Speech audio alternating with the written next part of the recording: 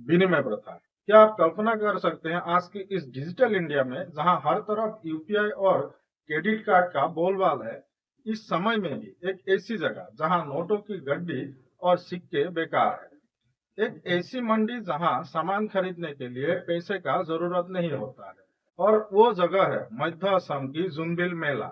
ये सिर्फ एक मेला नहीं बल्कि 15वीं शताब्दी की एक जीवित विरासत है, जहां आज भी वस्तु विनिमय प्रथा जीवित है। वर्तमान मरीगांव जिले की दक्षिण पश्चिम क्षेत्र और जागीरुद से मात्र 4 किलोमीटर उत्तर में कभी ऐतिहासिक गोभा राज्य का अस्तित्व पाया जाता है। ये प्राचीन गोभा राज्य आज इतिहास प्रसिद्ध जूनबिल मेले का मुख्य स्थान है।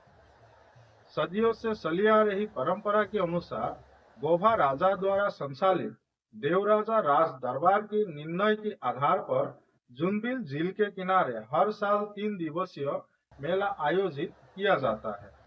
जुनबिल मेला मध्य असम की तीव्र जनजातीय बहुल क्षेत्र की जनजीवन से गहराई से जुड़ा हुआ है। ये एक ऐसी व्यापारिक मंडी है जहां आज के युग में भी पैसे की बजाय सामान के बदले सामान यानी वस्तु विनिमय प्रथा प्रचलित है। माघ बिहू के बाद आने वाले पहले गुरुवार को ये अद्भुत नजारा शुरू होता है। मेघालय और कार्बी आंगलोंग की पहाड़ियों से तिवा, खासी, जयंतिया और कार्बी लोग अपने कंधे पर अपने खेत में उगाए हुए फसल लेकर नीचे उतरते हैं। वो अपने साथ लाते हैं पहाड़ी आलू, अदरक, हल्दी, तिल, कद्दू और ढेर सारी औषधियाँ। वही मैदानी लोग तैयार करके रखते हैं सूखी मछली, सीरा, पीठा और मिठाई। यहाँ कोई मोल भाव नहीं होता। पहाड़ और मैदानी लोग एक दूसरे को मामा मामी कहकर पुकारते हैं। ये रिश्ता सदियों पुराना है। ये व्यापार नहीं बल्कि पहाड़ और मैदान के बीच प्रेम का एक अटूट बंधन है। शायद दुनिया में ये एकमात्र ऐसा मेला है जहाँ प्राचीन विनिमय प्रथा आज भी जीवित है। इतिहास के पन्नों को पलटे तो पता चलता है कि पहले पहाड़ी, तिवा, कार्बी, खासी और जयंतिया लोगों के पास व्यापार के लिए कोई विकसित बाजार नहीं था। झूम खेती पर निर्भर इन समुदायों के लंबी दूरी तक सामान ले जाकर बेचना बहुत कठिन था। इसी आवश्यकता को समझते हुए गोभा के राजा ने जुनबिल मेले का शुरुआत की। गोभा के राजाओं का मान सम्मान सभी राजाओं में सर्वश्रेष्ठ था। अहोम, पहाड़ी लोग और अन्य समुदायों के साथ गोभा राजा का मधुर संबंध के कारण ही उन्होंने जुनबिल में सामूहिक मछली पकड़ने के बहाने इस व्यापारिक समागम की शुरुआत की, ताकि बिना मुद्रा के संसाधन एक दूसरे तक पहुंच सके। जुनबिल नाम को लेकर कई रोचक लोक कथाएं प्रचलित है। एक कथा के अनुसार गोभा राजा पटेश्वर ने एक चांदनी रात में इस झील के पानी में चांद का सुंदर प्रतिबिंब देखा और अभिभूत होकर इसका नाम जुनबिल रख दिया। एक अन्य जनश्रुति कहती है कि गोभा के पहले राजा झुम सिंह के नाम पर यह नाम रखा गया।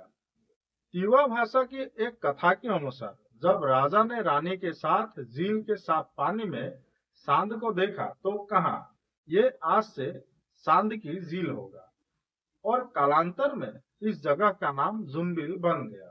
भले ही आज राजशाही नहीं रही, लेकिन जुनबिल मेला आज भी प्रतीकात्मक रूप से गोभा राजा के नेतृत्व में आयोजित होता है। गुरुवार के दिन मेघालय और कार्बी आंगलोंग की पहाड़ियों से आए हुए लोग अस्थायी झोपड़ियों में रहते हैं और शुक्रवार सुबह होने से पहले मुद्रा मुक्त बाजार सस्ती है। लोग अपने सामान के बदले मैदानी चीज जैसे सीरा, पीठा, सूखी मछली और मिठाई लेते हैं। शनिवार यानी मेले के अंतिम दिन राज दरबार लगता है। राजा अपने मंत्री और अधिकारियों के साथ आते हैं। यहाँ कर संग्रह की रस्म भी पूरी की जाती है और जनता राजाओं को भेंट स्वरूप मछली देते हैं। जुनबिल मेला जाति, धर्म और संप्रदाय की सीमाओं से परे है। भाषा अलग होने के बावजूद ये मेला पहाड़ और मैदानी लोगों के बीच भाईचारे का पुल है। तीव्र समाज के लिए ये मेला उसकी मेरुदंड की तरह है। आज के समय हमें इस अनमोल सांस्कृतिक धरोहर की उपभोक्ता और अपर संस्कृति को बचाने की आवश्यकता है।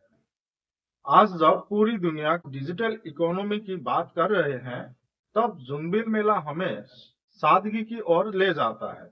ये मेला दुनिया को संदेश देता है कि इंसानी रिश्ता कागज के नोट से कहीं ज्यादा कीमती है। यही वजह है कि हर साल देश विदेश की सैलानी और शोधकर्ता इस अजूबे को देखने यहाँ खींचे चले आते हैं।